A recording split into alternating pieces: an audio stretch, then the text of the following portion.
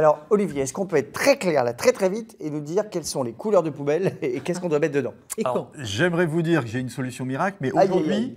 donc, le bac de tri, dans 80% du territoire français, il est jaune.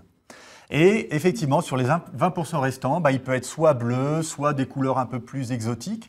Et donc, avec l'État, aujourd'hui, on va accompagner les collectivités pour, à l'horizon 2022, avoir une seule et même couleur, c'est-à-dire le jaune. Ah, et dans le jaune, on met quoi dans le jaune? Parce qu'on ne va pas mettre le vert, par exemple, dans le jaune, on est d'accord? Alors, bien sûr, on ne met pas le vert dans le jaune. Et oui, alors, donc, et le vert, on le met dans quoi? alors, le vert, on le met dans des bacs spécifiques aussi qui auront la couleur verte.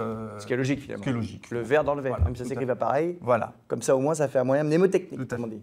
Et alors, dans le jaune, qu'est-ce qu'on mettit donc? Hein, Alors, là aussi... Jeanne, tu vas nous donner plein de détails après, je crois, c'est ça?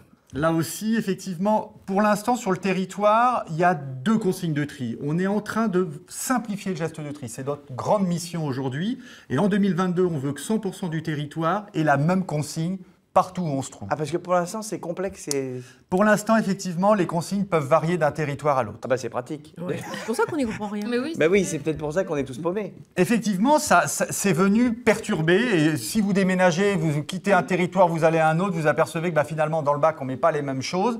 Donc, ça peut perturber. Donc, on accompagne aujourd'hui les collectivités pour avoir une seule et même consigne, à savoir tous les emballages dans le bac de tri. Donc, en 2022, c'est l'objectif qui nous est fixé. Donc ça, on les emmène. Il n'y a pas une récolte à domicile. Non, si, ça peut être collecté à domicile, comme ça peut être en apport volontaire, ça dépend où vous vous trouvez. En général, en milieu urbain, on est plutôt sur du bac de tri à domicile ou dans le collectif. Et en milieu rural, on a plutôt des points d'apport volontaire, Voilà. notamment pour le verre. Et puis pour l'emballage léger, on a soit des bacs, soit des sacs, notamment en Normandie.